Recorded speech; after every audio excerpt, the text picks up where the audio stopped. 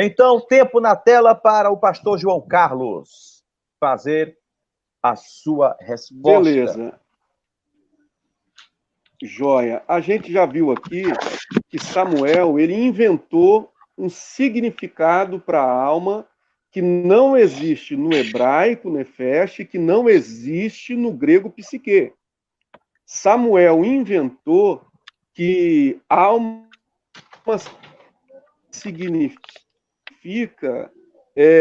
tempo de vida da pessoa, a história da pessoa. Isso não existe.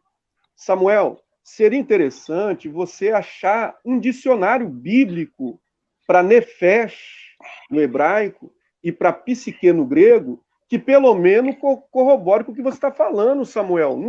Não dá, cara, para inventar as coisas. Não tem como, pelo amor de Deus, inventar um trem desse. Aí você me disse que o homem pode matar a alma de outro homem, né? Quando Deus usa Ezequiel ali, capítulo 18, né?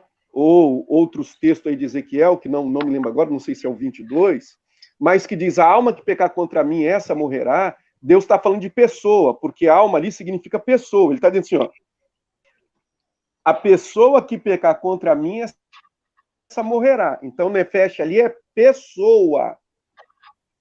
Então, seria dizer assim, uma pessoa pode matar outra pessoa? Pode. Claro. Uma nefesh, significando nefesh, pode matar outra nefesh, significando pessoa? Pode. Agora, você errou violentamente, Samuel, quando disse que o homem pode matar a alma de outro homem. Por quê? Jesus ensinou claramente que não pode. Não pode. Mateus 10, verso 28, ele diz, e não temais os que matam o corpo, mas não podem matar a alma. Ora, uma pessoa que mata outra pessoa, ela só mata o corpo, Samuel. Ela só mata a pessoa. Ela não mata a alma da pessoa. E agora? Resolve isso aí. Resolve essa contradição aí sua. Está percebendo aqui?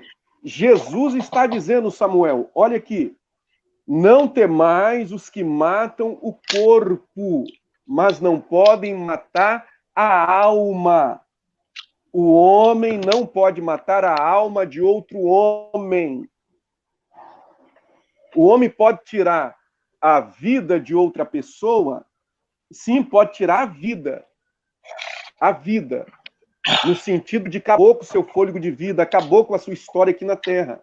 Mas matar a parte material do homem, que o homem tem, porque o homem tem dentro dele um espírito, o homem tem dentro dele uma alma, vários textos mostram isso, e quando esse corpo morre, esse espírito, essa alma vai para uma outra dimensão, que na época de Cristo era o Seol ou o Hades, com essas duas divisões que já falou, mas depois da ascensão de Cristo iria para os céus salvos e os perdidos continuava indo para o Seol. Então, Samuel, eu creio que ficou muito claro aqui que o seu entendimento te levou a uma afirmação contrária a Jesus. Você foi assim, ó, pá! Contra Jesus. Jesus, ele disse, não temais os que podem matar o corpo, mas não podem matar a alma. A alma da pessoa não morre. O que morre na pessoa é o corpo. Compreendeu? Então, quando a pessoa morre aqui, vários textos diz que esse espírito que o homem tem dentro dele, que foi colocado dentro dele, que essa alma que foi colocada dentro dele, essa alma vai para outra dimensão. É por isso, Samuel, que de forma muito clara Jesus falou, o homem pode matar o corpo da pessoa, pode matar a pessoa vai deixar de existir, mas a sua alma vai para outro lugar, porque o homem não mata a alma de outro homem. Entendeu?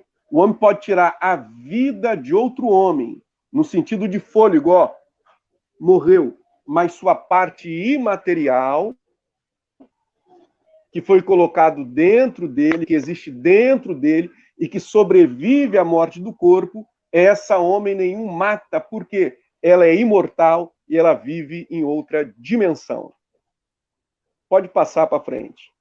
Ok, muito bem. Dando continuidade aqui no debate, neste terceiro bloco, o pastor Samuel Pimentel pode dispor de 3 minutos para fazer a sua pergunta. Tempo na tela, Ronaldo Lima.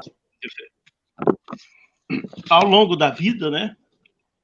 Certamente todo ser humano ele pode olhar para a sua existência, né? Ficar pensando nas oportunidades que ele perdeu na vida. Talvez oportunidade de estudar para ter uma melhor profissão.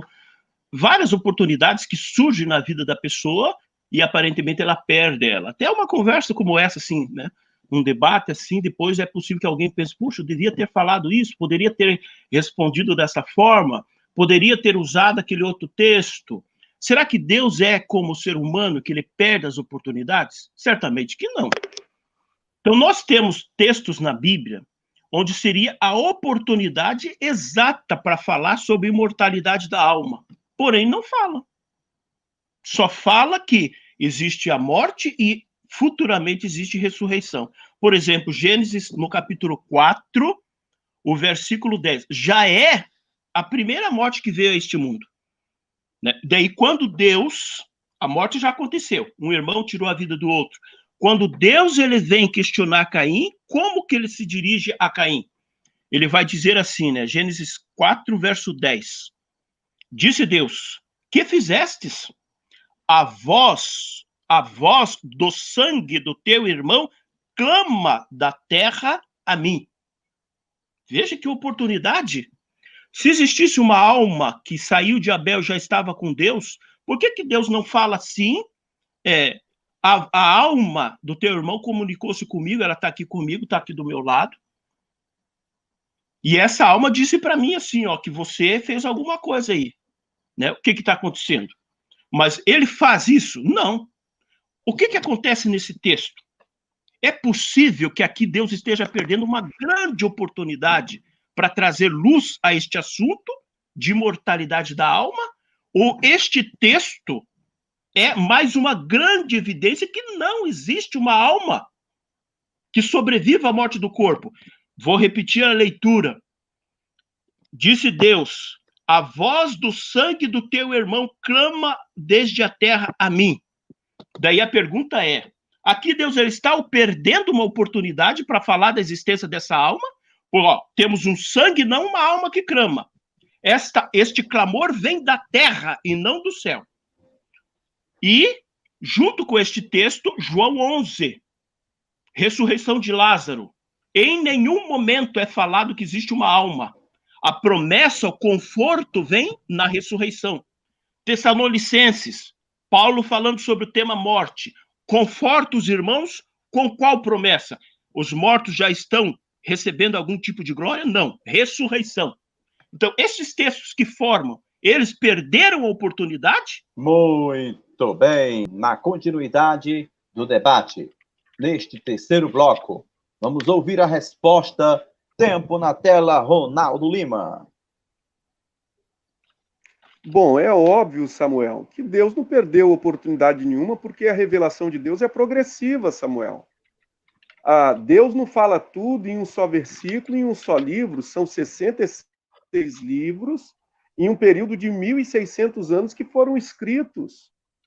Então, Deus deixou muito claro na sua palavra a ideia da imortalidade da alma. Eu já dei aqui, Jacó cria na imortalidade da alma, ele falou, quando eu morrer, eu descerei ao céu e me reunirei com meu filho, com José que morreu. Ué, José não foi enterrado, não estava numa sepultura, ele falou do mundo espiritual dos mortos. Está aí a prova, vida após morte.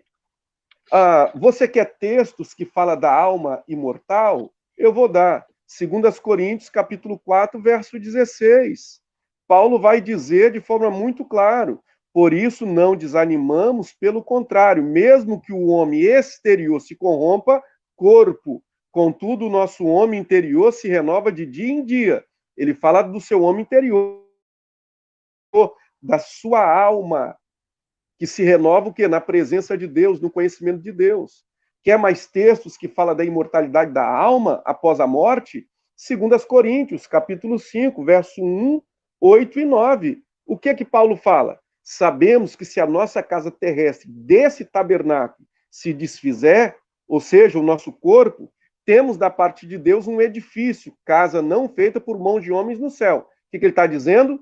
Da nossa alma, do nosso homem interior, que ele já tinha falado no capítulo 4. Aí ele vai dizer, entretanto, estamos em plena confiança, preferindo deixar o corpo, ou seja, morrer, e ir para onde? Habitar com o Senhor. Ou seja, quando ele morre, ele sabe para onde ele vai. Aí ele conclui, é por isso que também nos esforçamos, quer presente, quer ausente, para sermos agradáveis ao Senhor. Quer mais um texto que fala da imortalidade da alma? Filipenses 1, verso 20 ao 24. Paulo diz, tendo o desejo de partir, está com Cristo. Ou seja, quando morre, sua alma vai para Cristo. Quer mais textos? Eu vou dar do apóstolo do apóstolo Paulo ainda. Hebreus capítulo 12, verso 22 e 23. Ele vai falar dos espíritos dos justos aperfeiçoados que estão lá no céu. Justo, espírito dos justos aperfeiçoados que estão onde? No céu. Morreram aqui, estão no céu. Quer mais textos? Eu vou dar Apocalipse 6, verso 9. Vi debaixo do altar as almas, parte material do homem, o ser interior do homem, dos que foram mortos por amor da palavra de Deus. Ele repete isso em Apocalipse 20, verso 4. Ou seja, o mesmo ensino de Jesus em Mateus 10, 28. Mata o corpo, mas não mata a alma. A alma não morre. Tá vendo? Igualzinho Jesus ensinou. Igual Jesus ensinou em Lucas 16. Morre, o corpo é sepultado, mas a alma vive em outra dimensão, em outro lugar. Aí vem a grande questão, Samuel. Os mortalistas perdeu uma boa oportunidade de entender esse texto? Deus fez pegadinha com os mortalistas ao dar esses textos para nós? Jesus fez uma pegadinha com os mortalistas ao dizer que o corpo morre e a alma não? Que um homem mata o corpo do outro, mas não mata a sua alma? O mortalista, como você, disse que o homem pode matar a alma de outro homem. Então, Jesus fez pegadinha com você?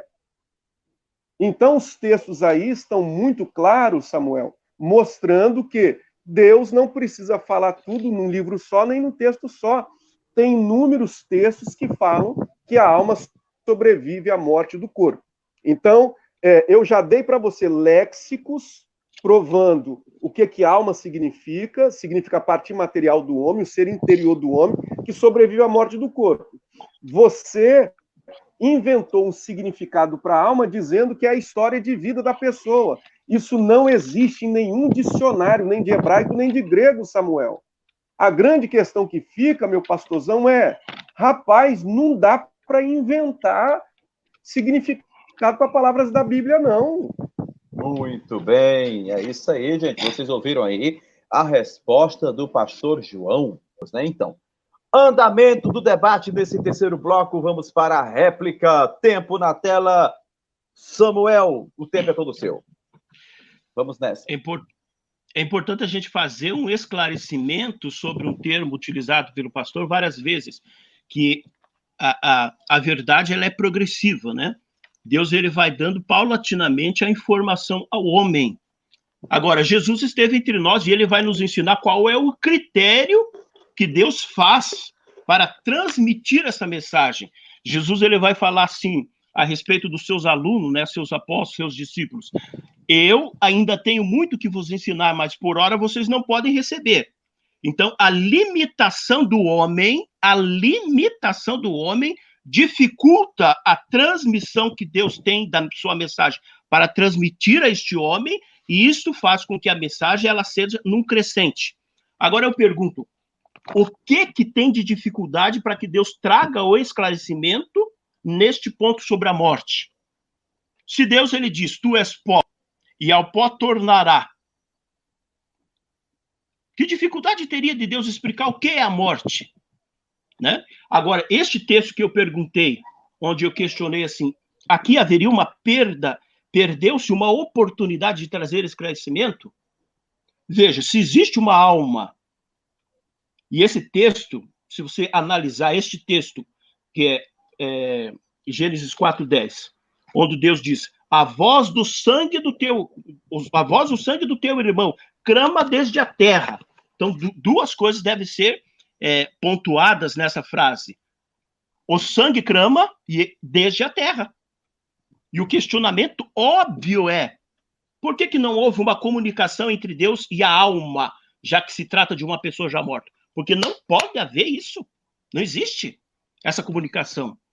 Eclesiastes 9:5, né, novamente vai dizer, não tem essa comunicação, não existe. Né? Então, e não existe nenhum empecilho para, não, aqui é que a verdade é progressiva. Não, não existe. Agora o texto de Apocalipse, né? Almas debaixo do altar. É uma linguagem literal ou é simbólica? É evidente que é uma linguagem simbólica. Ó, eu leio para vocês agora, Êxodo 29, verso 12.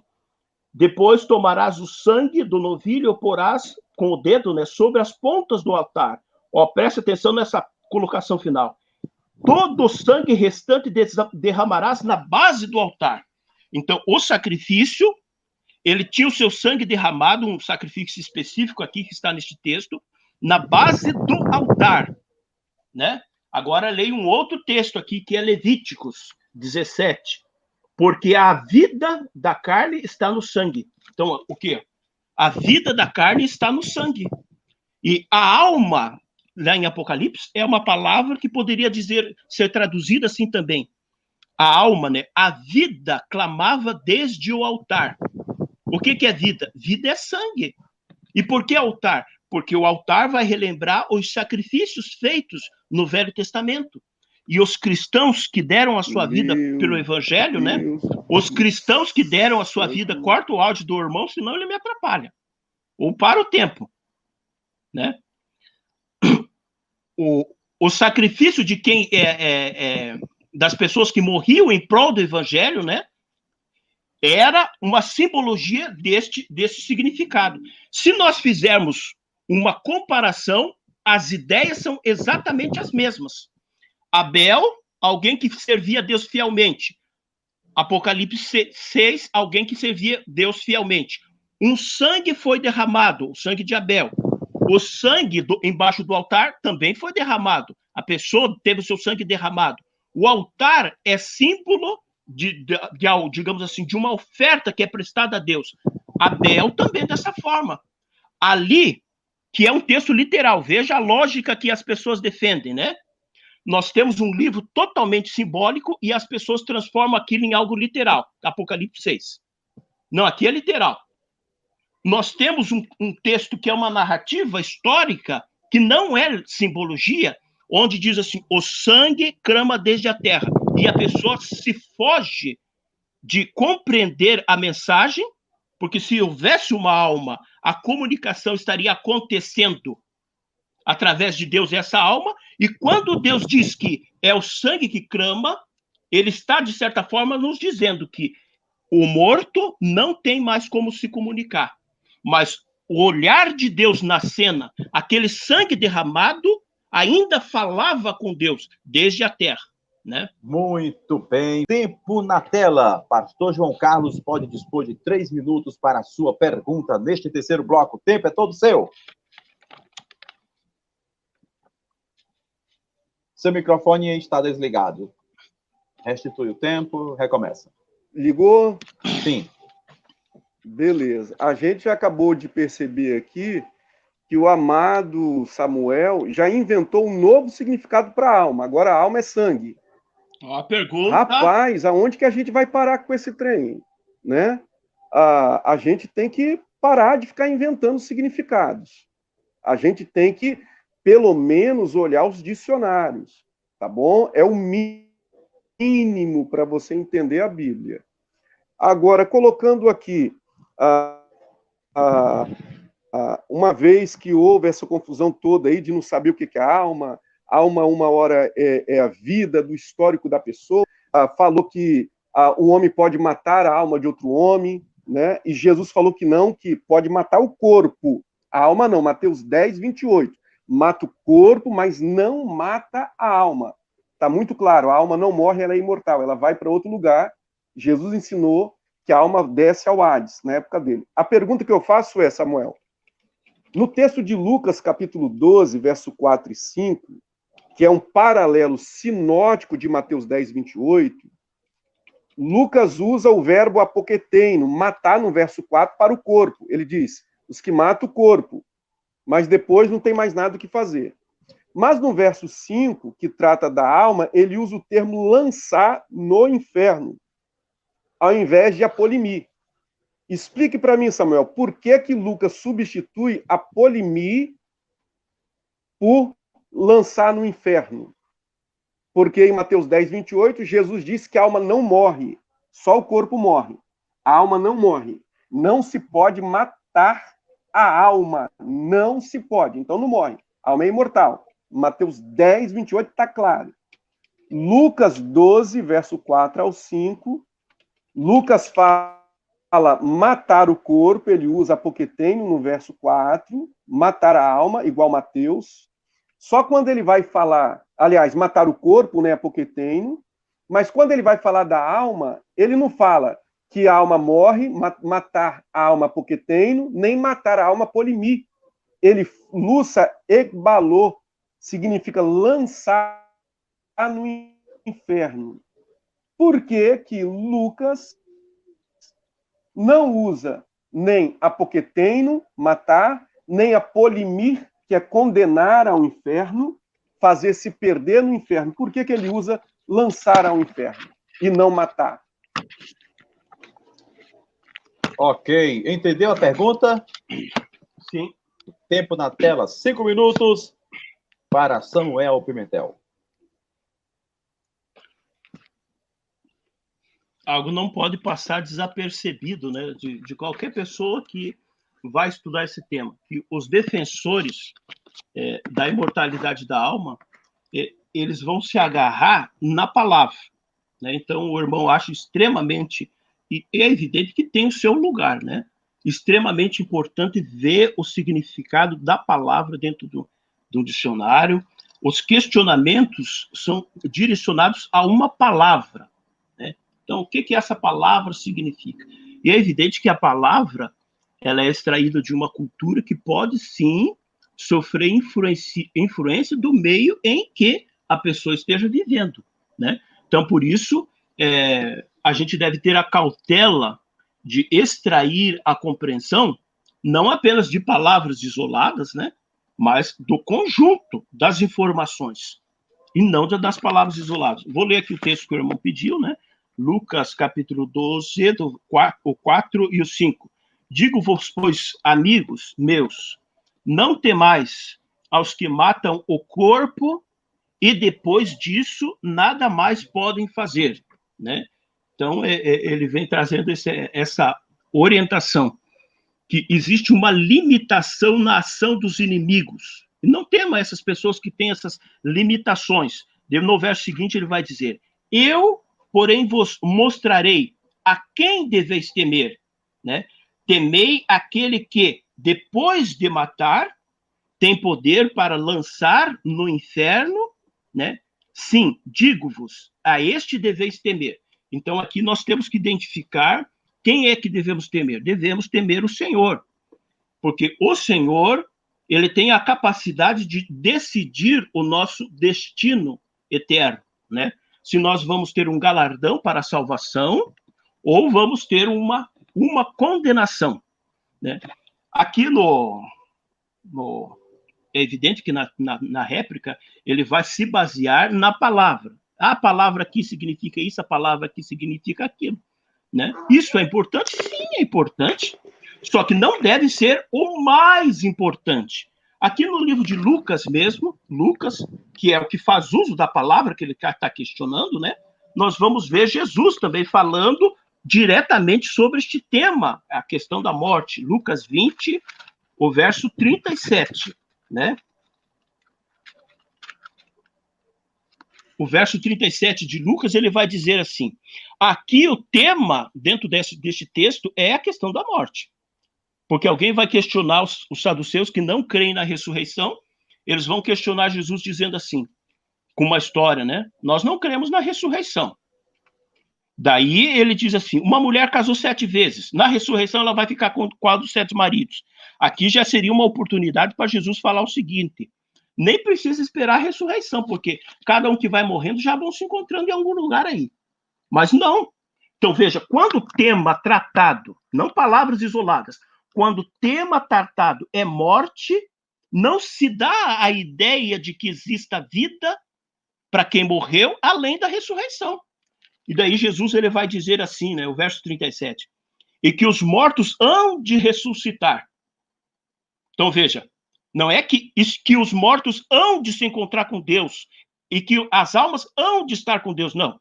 E que os mortos, quem está no morto, segundo Gênesis, quem está morto, segundo Gênesis, está no pó, quem está morto, segundo Eclesiastes, não sabe de nada, não tem recompensa, então não pode estar no lugar bom, no lugar ruim, porque na morte não tem recompensa, e a recompensa a partir de quando? Na ressurreição. A sequência do verso vai dizer assim, né? Que os mortos hão de ressuscitar, ele vai dizer, está comprovado em Êxodo, capítulo 3, quando Deus, ele diz assim, eu sou o Deus de Abraão, de Isaac e de Jacó. Eles já estavam mortos nessa ocasião. E qual é a lógica desenvolvida por Jesus? Se eles já estão mortos, e Deus diz, eu sou o Deus de Abraão, de Isaac e de Jacó, o que ele está dizendo com isso? Que um dia eles vão ressuscitar. Aqui seria a oportunidade para ele dizer, eles estão comigo, as almas deles estão em algum lugar aí especial. Não.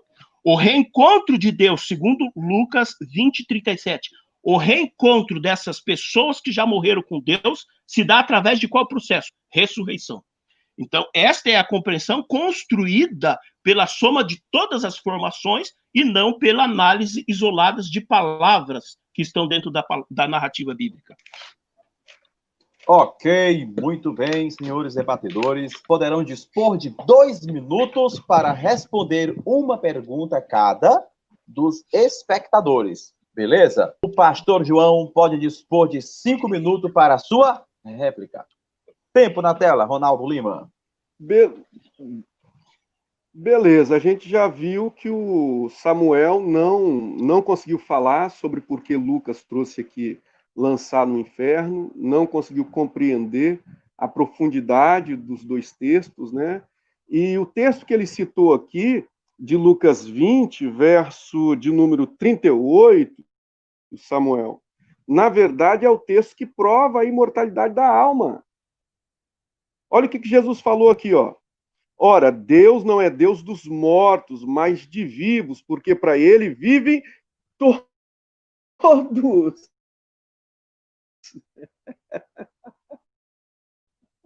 Jesus está dizendo, mas morreram. Ele disse, ó, não sabes, você não entende? Deus não é Deus de morto, não. Deus é Deus de vivo. Deus é Deus dos vivos, por quê? Para eles, Abraão, Isaac e Jacó, que para vocês estão mortos, para eles vive todos. Para eles, ele vê os mortos que ainda existem em outra dimensão, ele vê os vivos que estão vivos. Morto é só para vocês, porque o corpo virou pó, mas o espírito voltou para Deus e Deus deu a definição, está em outro lugar. Vamos pegar agora aqui por que Lucas, o Samuel, ele não usou a polimi nem a poqueteino. Porque Lucas aqui é o paralelo de Mateus 10, 28. Jesus ensinou, o corpo morre, a alma não. Deus vai condenar no inferno tanto a alma, o espírito e o corpo. Deus vai condenar o homem completo. O homem vai para o inferno completamente, totalmente, na sua totalidade, na sua parte material e espiritual. Então, Lucas está demonstrando aqui que Mateus 10, 28, quando diz aquele que pode lançar no inferno, condenar ao inferno, tanto o corpo quanto a alma, ou seja, o homem completo.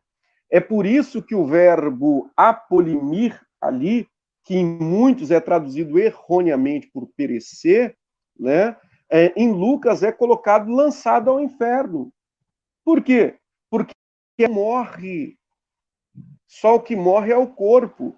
Já mostramos que a alma não morre, porque Jesus disse aqui que os homens podem matar só o corpo, a alma não morre. Essa alma, como a gente viu em Lucas 16, ela vai para um lugar espiritual, para outra dimensão.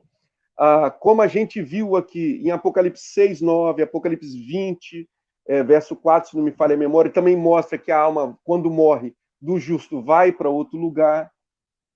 Nós vimos o apóstolo Paulo falando que, ao morrer, a alma dele vai estar com o Senhor.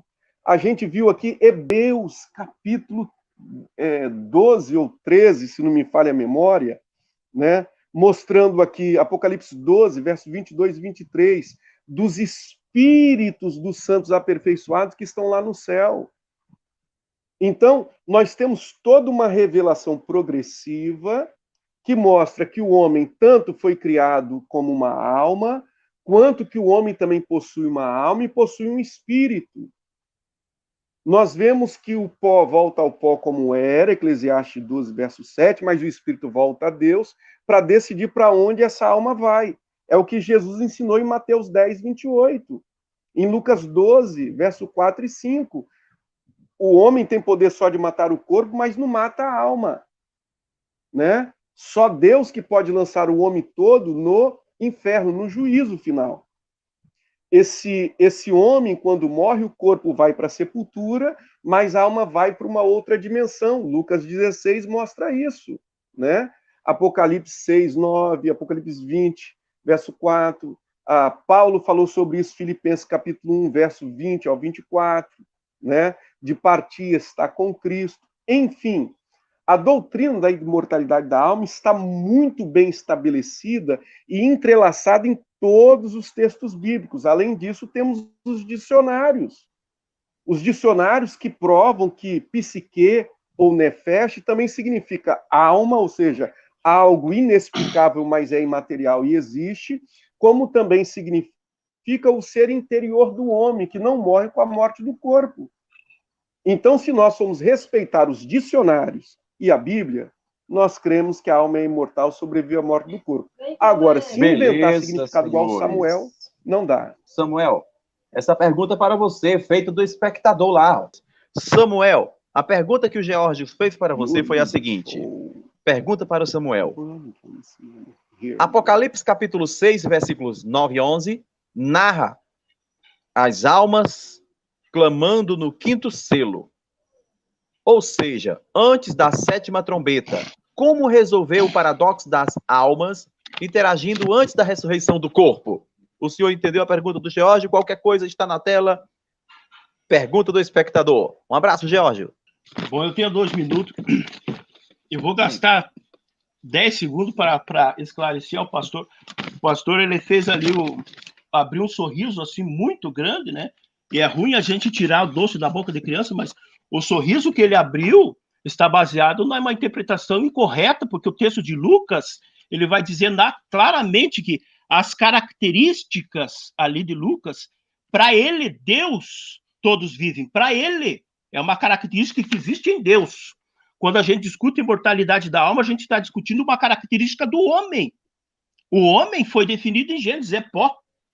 Agora, em Apocalipse, ali no capítulo 6, essas almas que clamam, pode ser encarado como literal? Se for encarado como literal, eu vou ter algumas dificuldades. Por exemplo, o texto de Lucas 16, quando fala do rico e Lázaro, o rico perdido sem a presença do Espírito Santo, né? Porque se está perdido o Espírito Santo, ele demonstra amor para os seus irmãos, né? E ele está dizendo assim, Senhor, temos que dar um jeito. Alguém tem que avisar meus irmãos para que eles não venham para cá. Agora, é possível ter este amor, esse desprendimento pelo próximo sem o Espírito Santo?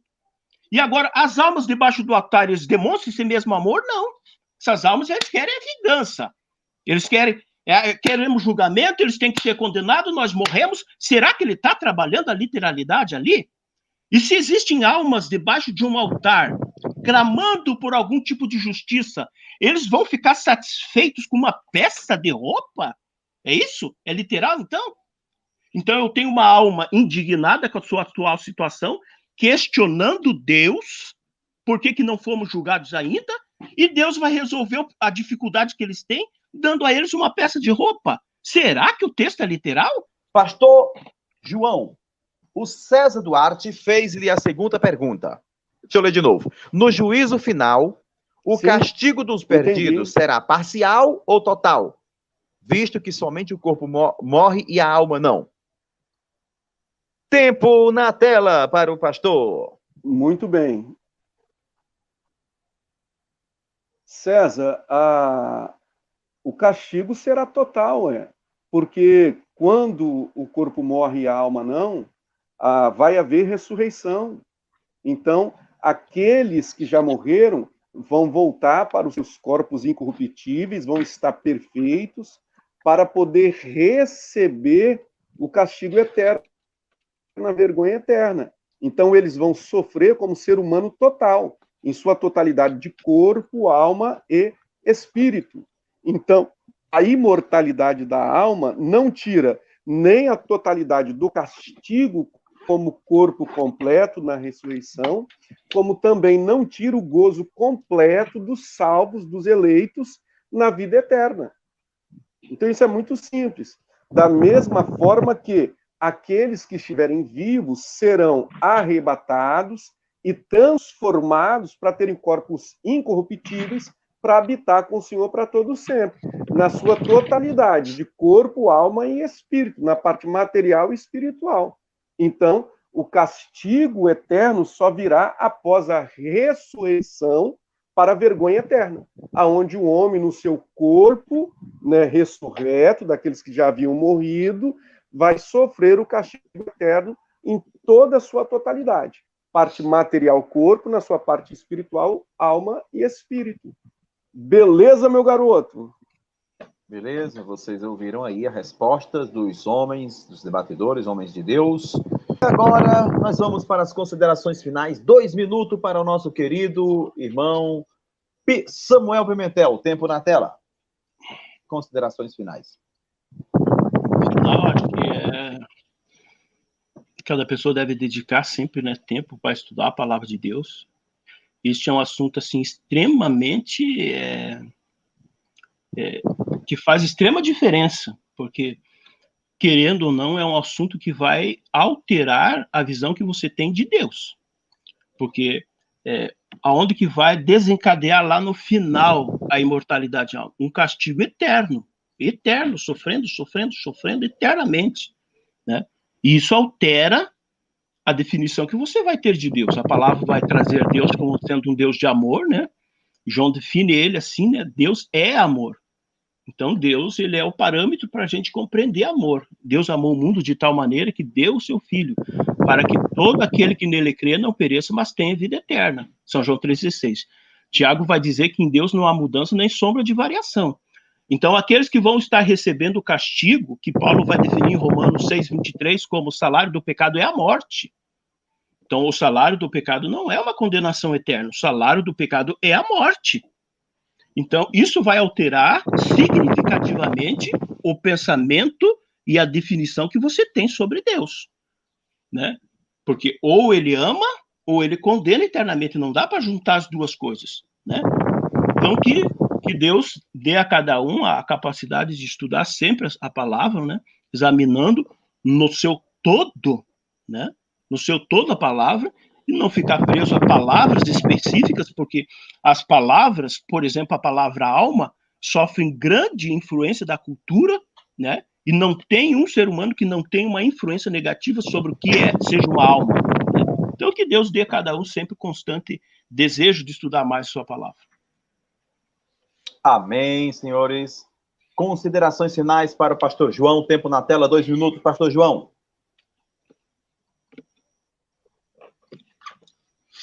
Joia, eu agradeço aí ao Ronaldo Lima pelo convite, ao pastor Samuel por ter a gente trocado essas ideias aí, né?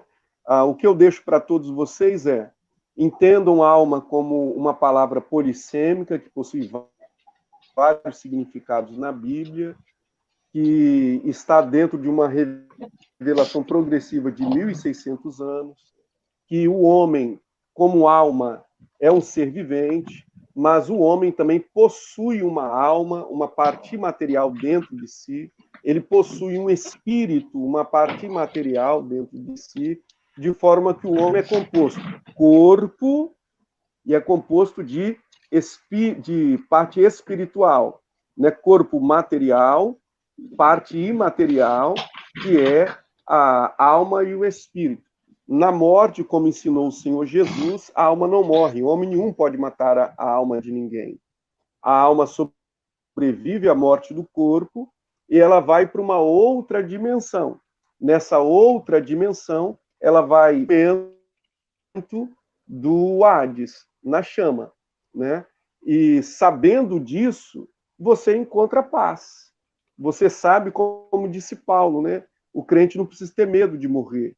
Ele sabe que quando ele fechar os olhos aqui nesta, ele vai abrir os olhos lá na glória, debaixo do altar de Deus, aguardando o tempo do arrebatamento da igreja e do juízo de Deus sobre toda a terra.